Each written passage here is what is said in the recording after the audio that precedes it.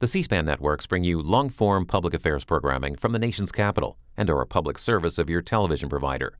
C-SPAN, created by cable. And this week on The Communicators, we welcome back the President and CEO of the American Cable Association, Matt Polka. Mr. Polka, what is the American Cable Association? Thanks, Peter. Nice to be here again. Nice to be here with you, Lynn, as well.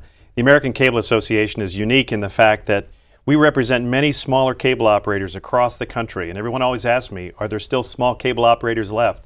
And in fact, there are nearly 900 of them in smaller markets, rural areas, in every corner that you can imagine, in rural areas, small towns, small markets. Many of them are competitive, providing competitive services even against some of the largest providers today. And what's great about these smaller companies, it's a terrific story because they're providing broadband, high-speed broadband in very rural areas that desperately need rural broadband service, in addition to phone and video service. So these are the members we represent. They're smaller, they're independent, which means that they're not affiliated with larger content companies or larger providers. And what we do is we provide their voice here in Washington, D.C. before the Federal Communications Commission, before Congress, and any other agency here in Washington, D.C. that deals with telecommunications issues that have an impact on these smaller companies. So we are their voice for the independent cable operator. So about 7 million households and about businesses. 7.5 million subscribers, video subscribers, yes, in all 50 states. We're in many of the territories as well, out and about throughout the country and the world. So it's quite nice to see independent entrepreneurial pioneers that are still out there in small markets and rural areas doing exactly what the same pioneers did when this industry was founded some 50, 60 years ago. Well, Mr. Polka, you opened that by talking about broadband. Is broadband become more important than video services? Oh, my goodness gracious. Broadband is the service for not only our members, but when you look at the cable industry in general. And the cable industry has done such a tremendous job of deploying broadband all over urban areas, small markets, rural areas where our members live and work. And it really has made the difference. And as we look ahead, we see that our members' businesses and their future really is a broadband business. When you look at the services that they provide. Today we provide voice, video, internet services as well. But broadband, more broadband is really the key. And in most of our members' areas, they say that the speed and the capacity and the demand for broadband in their markets is doubling every 2 years. So it becomes a really important issue for us as smaller providers that are providing that broadband service when we look at the Washington perspective and how Washington continues to regulate smaller business. And that's essentially what we are. We're smaller businesses looking for regulations that actually work and allow our members to flourish as opposed to be overly regulated, which has a higher cost per subscriber. Joining our conversation this week is Lynn Stanton, who's a senior editor at Telecommunications Reports. Ms. Stanton. Thank you for having me. Matt, you've been critical of the way that the FCC is distributing universal service support funds for high-cost, low population density areas. And what in particular about the way they're handing out this money seems to you to be a problem? Well, it's not just the FCC. Actually, when you go back historically, you can look at a number of programs that were designed to help deploy broadband in rural areas. Programs which we actually support, whether it's programs through the Rural Utilities Service as as part of the U.S. Department of Agriculture, and other programs. The problem is not the goal to get broadband out into rural areas. The problem is how those programs are implemented. Each one of these programs, particularly starting with RUS and looking back to the stimulus funds of 2009, were designed to be technology neutral, meaning that anybody could take advantage of those programs. But when it came time to implementation, the rules that were used to implement those programs were essentially the traditional rules that the funding agencies have used for decades, which favored one industry over another. So our members didn't have access to the funds. When we look now at what the FCC is doing with universal service, many of the same potential problems exist, which is our members, as I said, have gone out with their own private equity, sweat equity, blood, sweat, and tears to deploy broadband in rural areas. And now they face a situation which what we have seen before, where taxpayer funds are being used to be given to other potential competitors to actually overbuild them. And we think that there's a problem with any implementation that allows for that kind of use of taxpayer funds to overbuild broadband cable phone systems that already exist through private capital. And that's what we're concerned about with the FCC program as they renew and reform universal service. And actually the FCC has been very understanding of our concerns here as we look at the challenge process that they're developing for these funds. But essentially the problem was still the same, that the money was going to go to is going to go to large price cap companies, some $10 billion over 5 years, all right, to be used in areas that are unserved and potentially underserved. Well, in many of those underserved areas, quote unquote, our members are providing broadband at much higher speeds than exist under what would be the current plan. So what we want to do is establish a process by where our members can challenge what is occurring through that process, so that if they are there providing broadband, they can ensure through a challenge process that actually that funding does not occur in those areas. So that's really the issue, is implementation, to ensure that money is used as intended to get broadband where it isn't, but not to be used to allow for overbuilds where our members are providing broadband service today. Don't your members' service areas show up on the national broadband map? They do, although that's developing. As you know, through this whole process, when we go back to 2009 and before, we kind of did things backwards, where the map is actually now the last piece of the puzzle. Before we got money out and we established a process and we developed a map. Well, that's improving. And our members are very effectively working very hard with their state organizations that are responsible for the National Broadband Map, as well as the FCC, to get their information into that map. And we're very pleased that as the FCC looks at the funding under the Connect America Fund, that the National Broadband Map will be central to their decisions in terms of where funding might be appropriate. But to go the next step, and this is what we do appreciate what the FCC has done, is they will create a challenge process where even if there isn't information specifically that's on that map, any company that potentially could be harmed by way of this funding will be able to challenge that process by demonstrating that they are providing broadband in an area where an application might be pending. You've also been supportive, I think, of the E-rate, but maybe there might be some changes, I think, that you said that. Well, as far as E-rate goes, we are supportive of this. Obviously, the more we can get broadband out into schools, libraries, other places like that, that's very, very important. So we do support those programs. For our members, it's always, again, a question of how are the funds distributed. So our issue there is, can our members be an effective part of that process, as opposed to sort of being on the outside of it. And we think that with this program and the ideas behind it, that our members will be able to more greatly take advantage of that program going forward. You mean as we move into a broadband supporting program? Yes, exactly right. That's exactly right. But definitely the idea of the program is something that we support and we want to see flourish in our markets. The way the program is structured, it's mostly up to the schools or the school districts, isn't it, who ends up getting the contracts to provide service? Is it because the money hasn't even been making it to the kinds of services that your members offer that's the problem in terms of your participation? I think that's part of it. I think for our members, it's sometimes awareness to know that there are multiple providers in a marketplace that actually might be able to provide something more cost effectively within the means that the schools have. Now, one of the issues that I think our members have faced is just the traditional bias towards particular providers of services as opposed to a full technology neutral class of companies. And what we want to ensure is that our members have an equal shot at working with those schools to actually provide those services. Mr. Polka, was the 2009 stimulus important to your members? Well, it was. And again, as I pointed out, we sort of did things backwards when you go back and look at the stimulus. To have $7 billion of funding available through RUS and through NTIA in the Commerce Department was important. But again, our members were not able to access those funds specifically because of how the funds were implemented and how the application process occurred. So consequently, we were more on the defensive side of the issue as opposed to the offensive side, meaning that we could actually get funds that we could use to deploy broadband. So our concern there was one of ensuring that those funds were not used to provide an overbuild of existing broadband services compared to actually using those funds to deploy broadband. And unfortunately, I think that there was, particularly now as Congress is relooking at this issue, and certainly as part of the FCC process, they're mindful of the fact that there was a good bit of waste and abuse in this program. When you look at a number of programs across the country where there were cost overruns or programs that were not completed, money that was given back to the government. So unfortunately, I don't think the intent of the stimulus was met.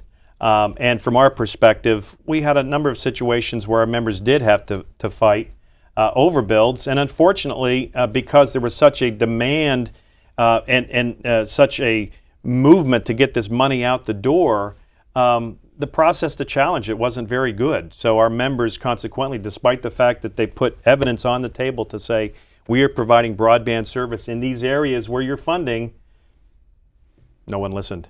And that's unfortunate. On the other side of the equation, what's the future of video, video services for your companies? That's a very good question when you look at many of the problems that are occurring in the marketplace today.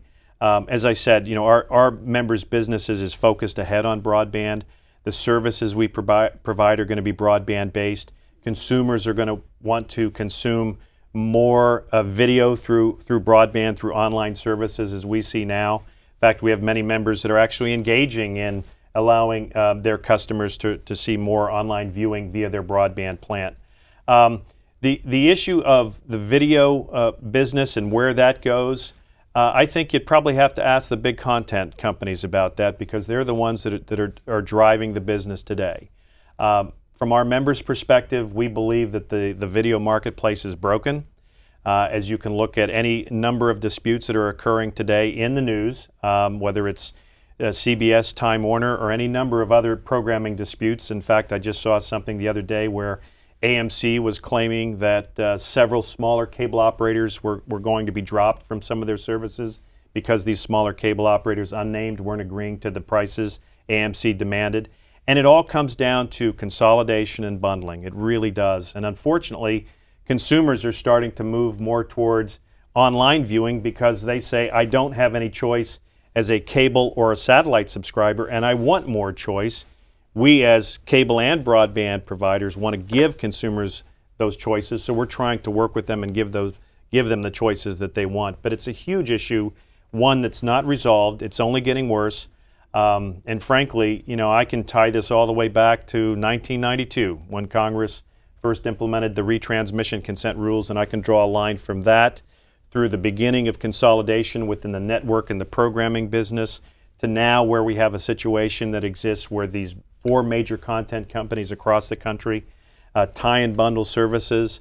They pay exorbitant amounts for sports rights, for the right to provide sports that every consumer has to pay for whether they watch it or not. Our members tell us that only about 30% of their customers are real sports fans that are real diehard that would pay for it. The other 70% could take it or leave it. In fact, they tell us, why do I have to take all of this content? So it is a problem that's continuing. Many have predicted the demise of the video industry the way it is today, with wholesale programmers, content companies selling to cable and satellite operators.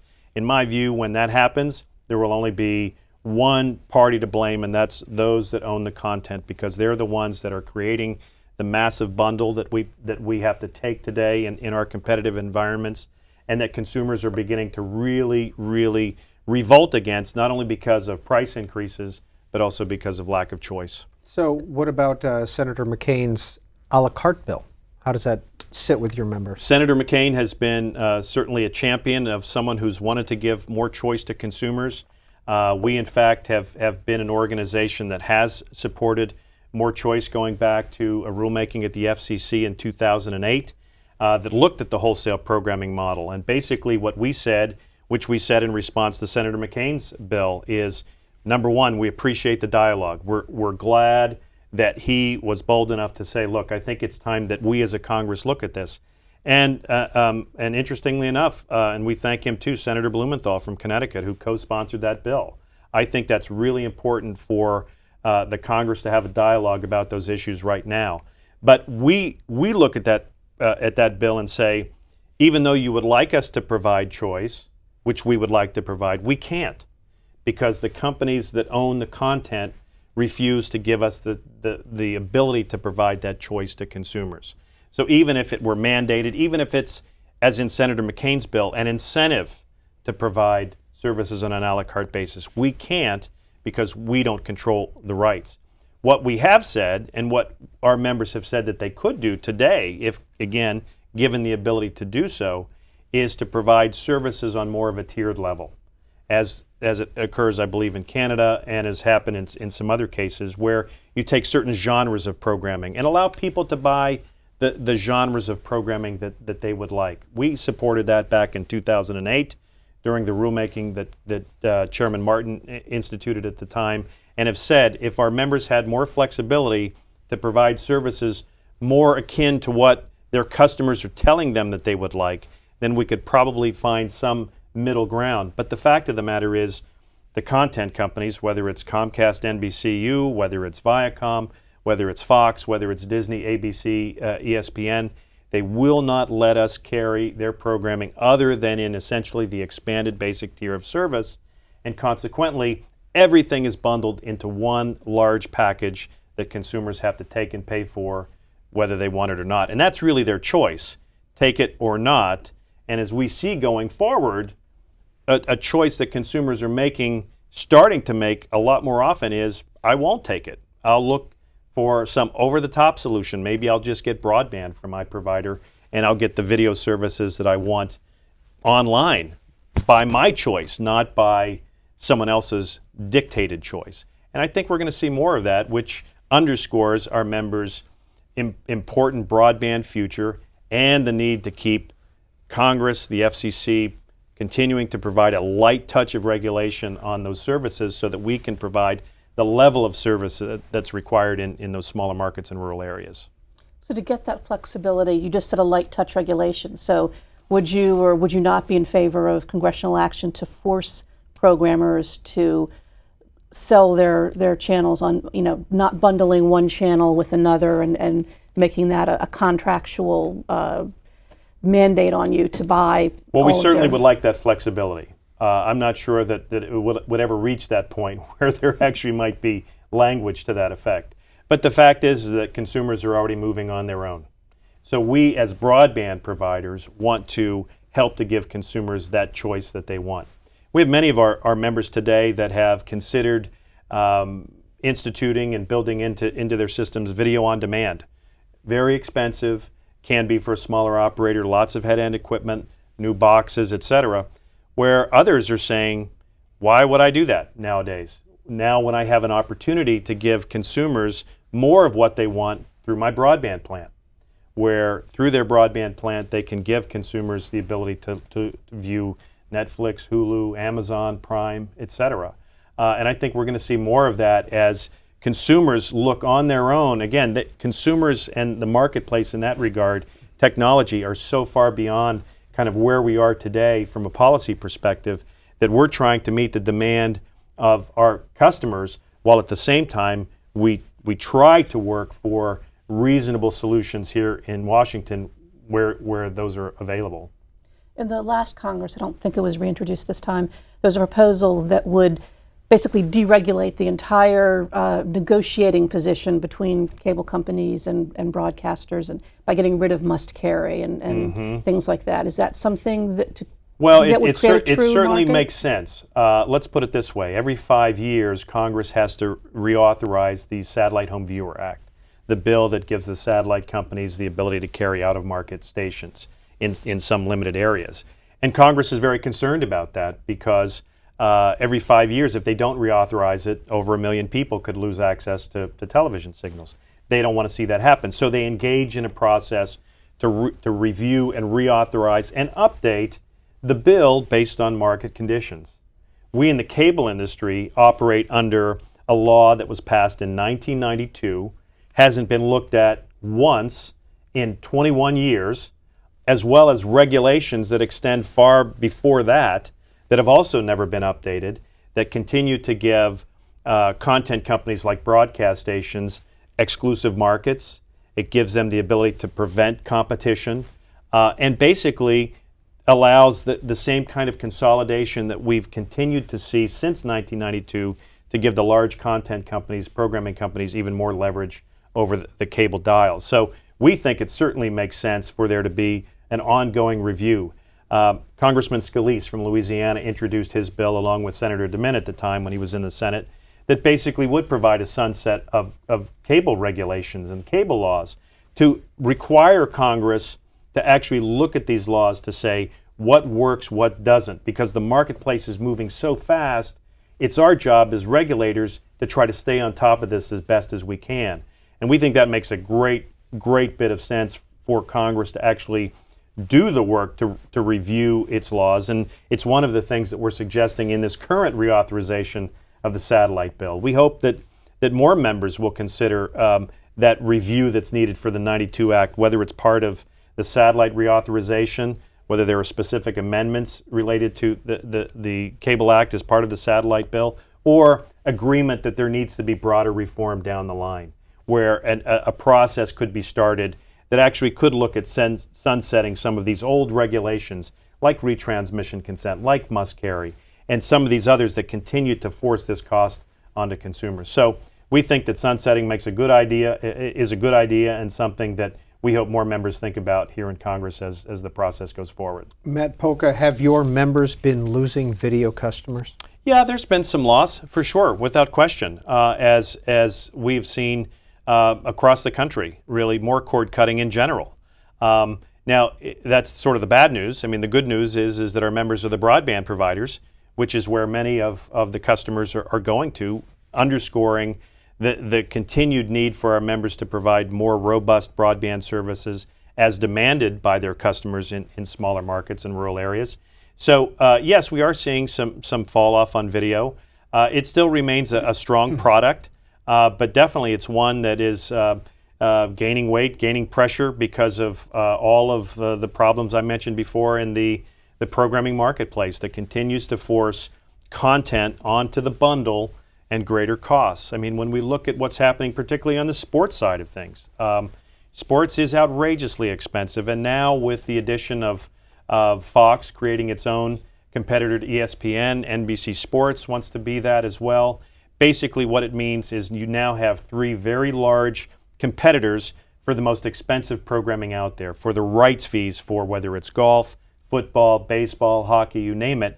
And that's all coming to roost as these companies compete for the rights to carry that programming, and then turn around and say, well, how I will get paid is turn around and send this back down to every subscriber that takes cable or satellite. And that's the problem. Many of our members will tell you that of their entire programming budget, in terms of the channels that they pay for on a monthly basis, you could look at maybe 5 or 6 of them in their lineup, 5 or 6 sports channels that account for 50% of their programming cost or more. And that's just compared to maybe another 150. So there is a problem out there. If there's good news from our perspective, it's the fact that these deals are not going without notice. Certainly Congress, in hearing after hearing over the past 2 years, has noted the rise of sports costs and how that's affecting consumers who have no choice. Some members of Congress have focused on the antitrust exemption that the sports leagues enjoy, which give them greater leverage when it comes to negotiating the sports rights that ultimately consumers pay. So there's certainly awareness, and I think a greater light being shown on these problems, but more definitely needs to be done in the area of choice. And again, I think that comes to where we're talking about today with trying to give our customers more broadband choices, as well as Congress and the FCC looking at imposing their thoughts where they can to try to give some more choices for consumers. Lynn Stanton. Thank you. You spoke of both the cost just now, the programming going up, and also earlier you spoke about consumers wanting choice. Do you think one or the other is a greater driver of cord cutting to the extent that it's a real phenomenon, or? Choice for sure. We all like to choose, right? It pays to shop. Everyone likes the idea that I want to pay for what I want to consume. I don't like being told what I have to consume. And certainly in the video marketplace today, that's the problem, because again, the bundle of programming. But cost is certainly an issue. I know this story now is about a year or so ago, but I saw a story in in one of the trade publications that said in the not too distant future, the cost of cable service, regular cable or satellite service, could approach $200 a month for essentially what is today the basic level of services, not all the added services. So we're reaching a point where cost is increasing exponentially, it seems, as well as lack of choice and choice decreasing. So I think choice is driving more of the over-the-top viewing today, but cost certainly has an impact. When I look at my children, 23 and 19, these are kids that the only reason they have cable is basically because of me, because of Dad being willing to provide it to them, and I'm happy to do that. But as they make choices, and as their friends and colleagues and peers make choices, they're going to be looking at what can I get from my broadband experience. That's really what I want, because I've got ultimate choice there. I can choose where to go with my online connection to watch what I want to watch on the device I want to watch when I want to watch it. And that's a big driver for, I think, the younger generation, and something we have to take into account as we in the cable business look at our future as a broadband business. Matt Polka, very quickly, want to ask you about the new FCC members that Sure. may be coming in the fall if Tom Wheeler and Michael O'Reilly get approved by the Senate. Yes, I think they're excellent choices for sure. Mr. Wheeler, because of his background in industry, I think that will be a help to him. I do not think that, as many have said, that somehow that's going to provide one industry a leg up over another. I've found all of the commissioners as well as the staff that we've worked with to be very fair and objective, and to look at issues from all sides. And I certainly expect that with Mr. Wheeler, with Mr. O'Reilly as well. Someone who has worked in both the House and the Senate on telecom issues, been involved in virtually every telecom issue that's been recent for sure, and has spent a lot of time, a lot of background and history and experience. So I think they're great choices. We're looking forward to the opportunity to work with the full commission. At the same time, truly appreciate what Acting Chairwoman Clyburn has done to come in at a difficult time, to keep a commission moving forward when there is this transition. She and her team have done a tremendous job. They've been very, very sensitive in rulemakings toward the unique concerns of our members, which again is something that we particularly advocate in virtually every rulemaking about the unique impact of regulations on smaller providers, because we have fewer customers per mile, and consequently, any regulation has a higher cost per customer. So, and as you know, these regulations are unfunded. We have to basically pay for whatever technology requirement there may be, et cetera. But they and she have been very, very sensitive to our members, and I expect to see that would be something that will continue. And the final question comes from Lynn Stanton. Broadcasters have been engaging with Aereo, the online distributor of broadcast programming, in a number of courts. Do your members view Aereo as a competitor or as a possible business model for a way to get away from retrans negotiations Sure. yourself? Well, initially, I think we would say it was a potential threat, and maybe still is to some degree. But as retransmission consent prices continue to increase year after year, round after round, our members look at a company like Aereo as a company that's breaking the mold, that's really trying to provide a new technology to give consumers, again, something that they want at a reduced price or at a competitive price, which doesn't exist today. The current model basically says the broadcaster calls the tune, calls the shots, sets the price, take it or leave it. No choice. We as a cable operator have no choice to try to get a lower cost signal from out of the market or anywhere else. Aereo comes in as a disruptive technology, and I love that term because it's disrupting the current model, which I think is a great thing that technology is doing, and frankly provides consumers potentially a new way to receive signals. Imagine that, over the air, free over the air, as intended and still available today. So we look at companies like Aereo as well as other providers as potential partners, as potential companies that we could maybe joint venture with to provide, again, our customers more choices based on the broadband services that we provide. And that's Matt Polka, who is President and CEO of the American Cable Association, and Lynn Stanton of Telecommunications Reports. This has been The Communicators on C-SPAN.